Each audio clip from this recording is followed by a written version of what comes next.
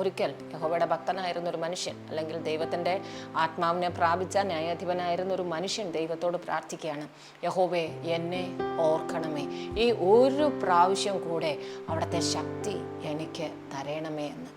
ഒരു ബലഹീനതയുടെ നിമിഷം, അല്ലെങ്കിൽ മറ്റാർക്കും പ്രതീക്ഷിക്കുവാൻ കഴിയാതെ വണ്ണം തകർന്നു പോയൊരു മനുഷ്യൻ. ഹല്ലേലൂയ. മനുഷ്യരുടെ മുമ്പിൽ യഹോവയുടെ ആത്മാവിനാൽ ഇത്രത്തോളം ഉയർച്ച പ്രാപിക്കുകയും ശക്തമായി ദൈവം പ്രയോജനപ്പെടുത്തുകയും ചെയ്ത മറ്റൊരു മനുഷ്യൻ ആ കാലഘട്ടത്തിൽ ഇല്ല എന്ന് പറയത്തക്ക വണ്ണം യഹോവയുടെ ആത്മാവിനാൽ ഉദ്യമിപ്പിക്കപ്പെട്ട് വൻകാര്യങ്ങളെ ചെയ്ത ശിംശോൻ ദൈവസന്നിധിയിൽ പ്രാർത്ഥിക്കുകയാണ്, യഹോവ എന്നെ ഓർക്കണമേ, ഒരു പ്രാവശ്യം കൂടി അവിടുത്തെ ശക്തി തരണമേ.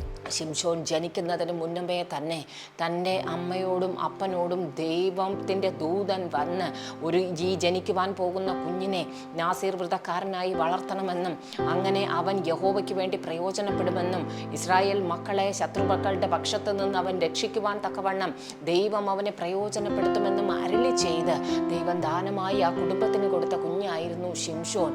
ആ ദൈവം അരുളി ചെയ്ത പ്രകാരം തന്നെ അപ്പനും അമ്മയും അവനെ വളർത്തി. പക്ഷേ ജീവിതത്തിൻ്റെ യാത്രയിൽ എവിടെയൊക്കെയോ തൻ്റെ ശക്തി ശത്രുക്കളുടെ മുമ്പിൽ അവൻ വളരെയധികം പ്രദർശിപ്പിച്ച് ശത്രുവിനെ നശിപ്പിക്കുന്നതിൻ്റെ ഇടയിൽ തന്നെയും എവിടെയൊക്കെയോ ദൈവം കൽപ്പിച്ച ആ പ്രമാണങ്ങളിൽ നിന്ന് അവൻ വിട്ടുപോയി. നാസീർ വ്രതക്കാരന് അവൻ ശവത്താൽ അശുദ്ധനാകാൻ പാടില്ലായിരുന്നു. അവനൊരിക്കൽ അടിച്ചു കൊന്ന സിംഹത്തിൻ്റെ ഉടലിൽ നിന്നവൻ തേനെടുത്തു.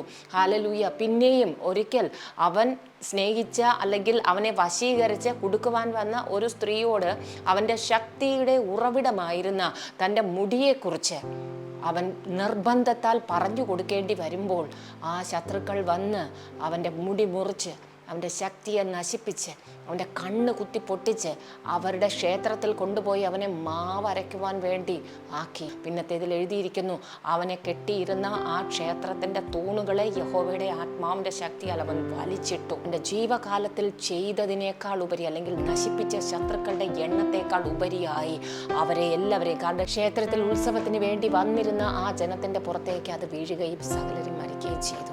ഞങ്ങളെ കേൾക്കുന്ന പ്രിയപ്പെട്ട ദൈവമക്കളെ, നമ്മുടെ ജീവിതത്തിലും പലപ്പോഴും പറയുവാൻ പാടില്ലാത്തത് മറ്റുള്ളവരോട് പറഞ്ഞു കൊടുത്ത് ദൈവശക്തിയൊക്കെ ചോർന്നു പോയി തകർന്ന അവസ്ഥയിലാണെങ്കിലും ദൈവം പ്രാർത്ഥന കേൾക്കുന്നവനാണ്. നമ്മുടെ ജീവിതത്തിൻ്റെ ആ തകർച്ചയുടെ മധ്യത്തിൽ നിന്ന് നിലവിളിച്ചാൽ മുൻകാലങ്ങളിൽ ചെയ്തതിനേക്കാൾ വൻ കാര്യങ്ങൾ നമുക്ക് വേണ്ടി ചെയ്യാൻ ദൈവം ശക്തനാണ്. ഇന്ന് തകർന്ന അവസ്ഥയിൽ ആരെങ്കിലും ഇരിക്കുന്നെങ്കിൽ ദൈവമുഖത്തേക്ക് നോക്കുക, പ്രാർത്ഥിക്കുക. നിങ്ങൾ കൂടിയും ദൈവം അതിശയകരമായിരിക്കുന്ന കാര്യങ്ങൾ ചെയ്യുവാൻ ഇടവരുമാറാകട്ടെ. ആമേൻ.